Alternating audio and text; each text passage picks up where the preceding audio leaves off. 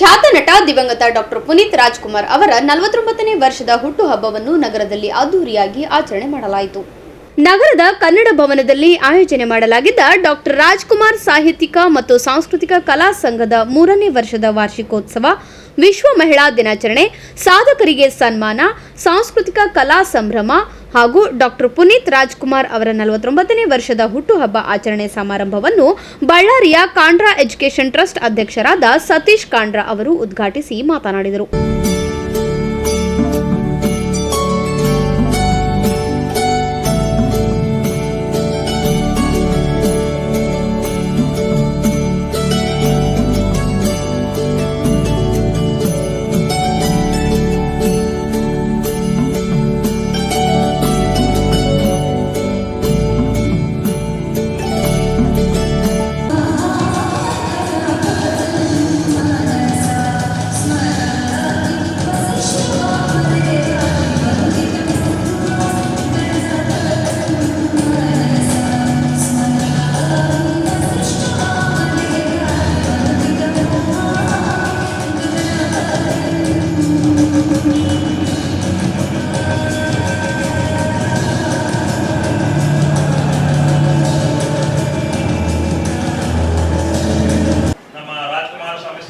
ಸಂಘದಿಂದ ಎಲ್ಲ ಸಾಧನೆ ಮಾಡಿದರೆ ಗುರುತಿಸಿ ಅವರೆಲ್ಲರಿಗೆ ಸನ್ಮಾನ ಕಾರ್ಯಕ್ರಮವನ್ನು ನೀಡಿದ್ದಾರೆ.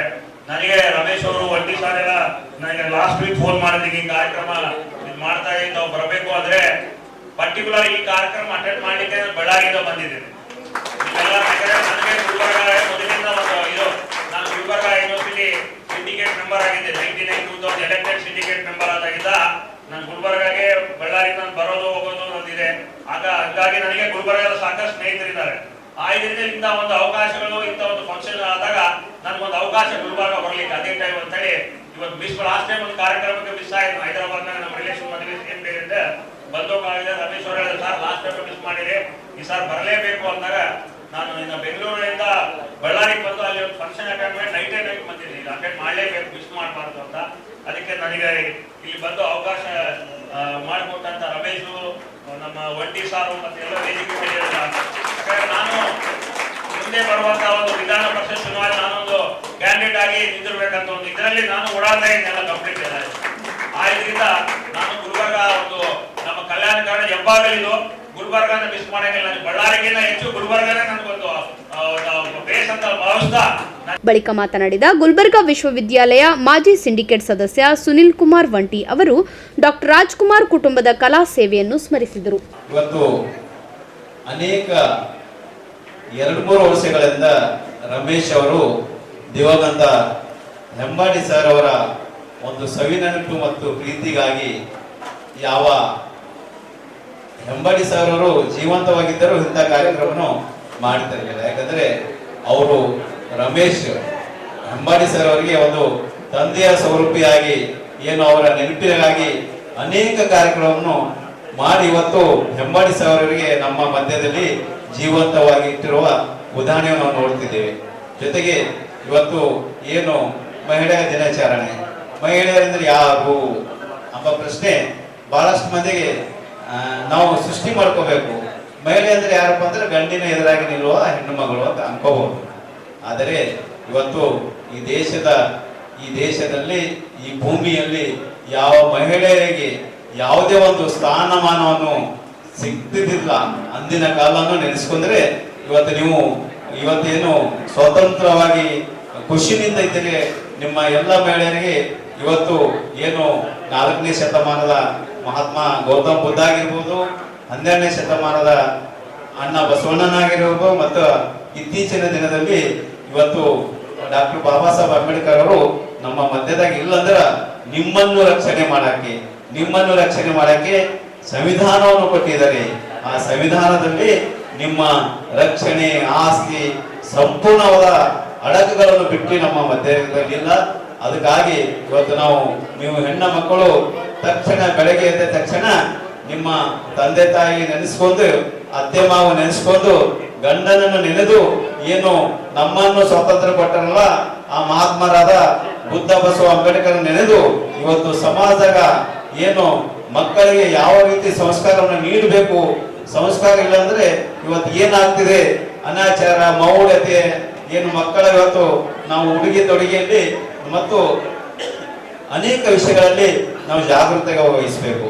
ತದನಂತರ ಕಾರ್ಯಕ್ರಮದಲ್ಲಿ ಪ್ರಾಧ್ಯಾಪಕಿ ಡಾಕ್ಟರ್ ಗೀತಾ ಪಾಟೀಲ್ ಅವರು ಮಹಿಳಾ ದಿನಾಚರಣೆಯ ಕುರಿತು ವಿಶೇಷ ಉಪನ್ಯಾಸ ನೀಡಿದರು. ಅದರ ಕಾರಣ ಏನು, ಯಾಕೆ ಮಹಿಳಾ ದಿನಾಚರಣೆ ಆಚರಣೆ ಮಾಡಬೇಕು, ಮತ್ತೆ ಇವತ್ತು ಮಹಿಳೆ ಎದುರಿಸುತ್ತಿರುವಂತಹ ಸವಾಲುಗಳೇನು, ಅವಳ ಸಾಧನೆಗಳೇನು ಅನ್ನೋದ್ರ ಬಗ್ಗೆ ನಾನು ಬಹಳ ಸಂಕ್ಷಿಪ್ತವಾಗಿ ತಮ್ಮೆಲ್ಲರ ಮುಂದೆ ಹೇಳೋದಕ್ಕೆ ಇಷ್ಟಪಡ್ತೀನಿ. ಆಡು ಮುಟ್ಟದ ಸೊಪ್ಪಿಲ್ಲ, ಮಹಿಳೆ ಪ್ರವೇಶ ಮಾಡಿ ಸಾಧನೆ ಮಾಡದಂತ ಕ್ಷೇತ್ರವೇ ಇಲ್ಲ. ಇವತ್ತು ಅಡುಗೆ ಮನೆಯಿಂದ ಅಂತರಿಕ್ಷಕ್ಕೆ ಹಾರಿ ಬಹುಶಃ ಚಂದ್ರನನ್ನು ಸಹಿತ, ಚಂದ್ರನ ಮೇಲೆ ಮೊದಲು ಮಹಿಳೆ ವಾಸ ಮಾಡಬಹುದು ಅನ್ನೋ ಒಂದು ಕನಸನ್ನ ನಾವು ಎಲ್ಲ ಮಹಿಳೆಯರು ಕಾಣ್ತಾ ಇದ್ದೇವೆ. ಅಷ್ಟು ಸಾಮರ್ಥ್ಯ ನಮ್ಮಲ್ಲಿದೆ.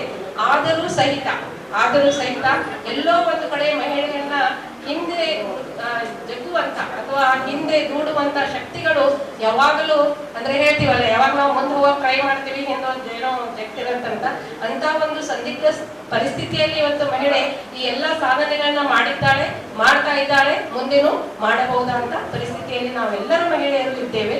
ಯಾಕೆ ಈ ಸವಾಲುಗಳು, ಯಾಕೆ ಮಹಿಳೆ ಇವತ್ತಿಗೂ ಸಹಿತ ಏನಾದ್ರೂ ಮಾಡ್ಬೇಕಂದ್ರೆ ಯಾಕೆ ಅವಳಿಗೆ ಈ ತರ ಬ್ಯಾರಿಯರ್ಸ್ ಅಥವಾ ಹಿಂಡ್ರನ್ಸ್ ಬರ್ತಾ ಇದೆ?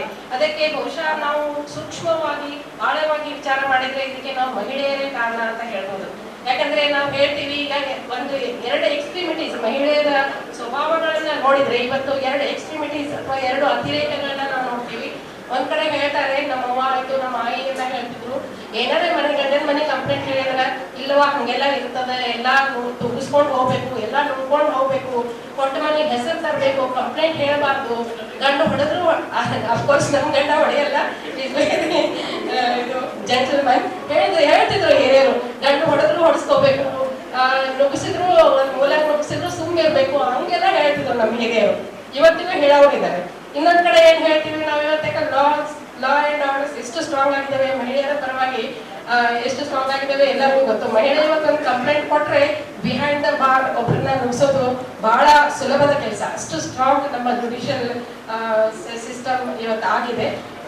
ಎಲ್ಲೋ ಒಂದು ಕಡೆ ಈ ಒಂದು ಸಂದರ್ಭವನ್ನ ಅಥವಾ ಈ ಒಂದು ಏನು ನಮ್ಗೆ ಬಂದಿರುವಂತ ಒಂದು ಅನುಕೂಲ ಇದೆ ಮಹಿಳೆಯರಿಗೋಸ್ಕರ, ಅದನ್ನ ದುರುಪಯೋಗ ಸಹಿತ ನಾವು ಮಾಡ್ಕೊಳ್ತಾ ಇದ್ದೀವಿ. ನಾವೇನ್ ಹೇಳ್ತೀವಿ, ಏನಾರ ಅಂದ್ರೆ ಅನ್ಸ್ಕೋಬೇಡ, ಸೀದಾ ಒಂದು ಕೇಸ್ ಫೈಲ್ ಮಾಡು, ಅವ್ರ ಒಳಗ್ ಹಾಕೋನು, ನಿಮ್ಮ ಅತ್ತಿಗೆ ಒಳಗ್ ಹಾಕೋನು ಅಂತ ಹೇಳ್ತೀವಿ. ಅಂದ್ರೆ ಎರಡನ್ನೂ ಕಲಿಸೋದು ತಾಯಿನೇ, ಚಲೋನು ಎಲ್ಲ ಹೊಂದ್ಕೊಂಡು ಕುಟುಂಬ ವ್ಯವಸ್ಥೆ. ಕಾರ್ಯಕ್ರಮದಲ್ಲಿ ಜಿಲ್ಲಾ ಪಂಚಾಯತ್ ಮಾಜಿ ಅಧ್ಯಕ್ಷರಾದ ಭೀಮರಾವ್ ಟಿಟಿ, ರವಿ ಸಿಂಗೆ, ಡಾಕ್ಟರ್ ವಿಜಯಕುಮಾರ್ ಗೋತಗಿ, ರಾಜಶೇಖರ್ ಮುಸ್ತರಿ, ಸಾಯಿಬಣ್ಣ ದಂಡಿನವರ್, ಶಿವಶರಣಪ್ಪ ಮಾಲಿಪಾಟೀಲ್ ಸೇರಿದಂತೆ ಅನೇಕ ಗಣ್ಯರು ಉಪಸ್ಥಿತರಿದ್ದರು.